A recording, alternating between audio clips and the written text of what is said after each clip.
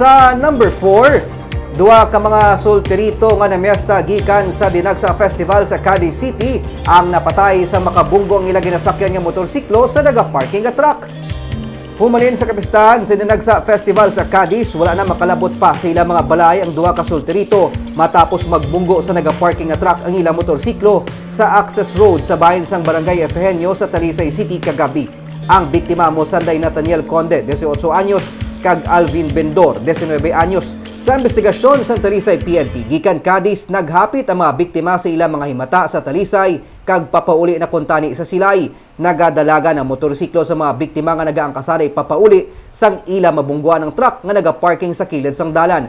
Pareho nga may helmet man kuntani ang mga biktima suno sa pulis, apang naglabog sila dalaman sang impact sang ilang pagkabunggo. Gindetay naman sa Talisay PNP sa karon ang driver sang truck.